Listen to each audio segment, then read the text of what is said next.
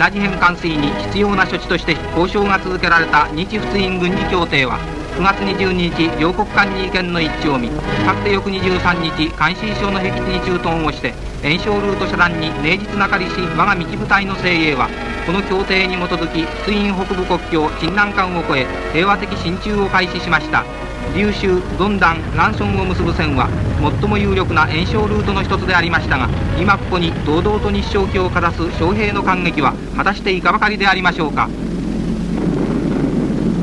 国境を越え仏印領内に進駐するや、仏印政府の命令の未だ徹底せざる一部仏印軍は突如山間に築かれた堅固な統治下陣地によって抵抗し、ここに自衛上武力行使のやむなきに至った我が軍はこれを排除して南進。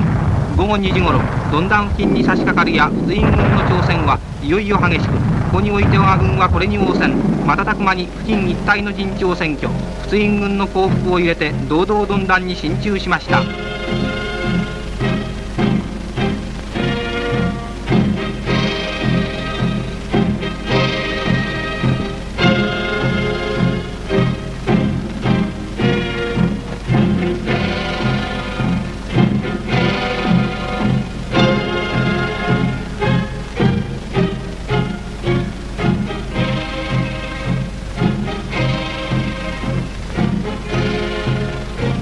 かつて我が軍は降伏せる仏印軍の武装を解除して一時的に突発した紛争の不拡大に最大の努力を払いつつ、ドンダンを進発してランソンに向けさらに進駐を続けました。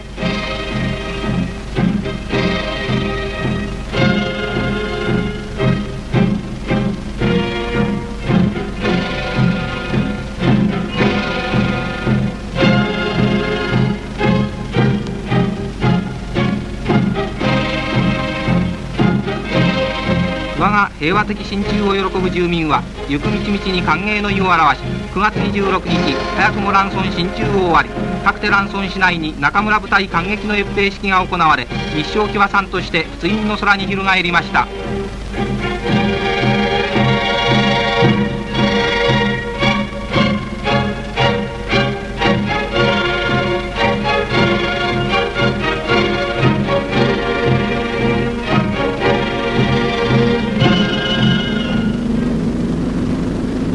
一方海軍部隊はこの日あるを期して南シナ海に堂々の陣を張って猛訓練を続けていましたが、命令一過基調抜病、航空部隊に守られつつ自黒愛含んで廃本に急行しました。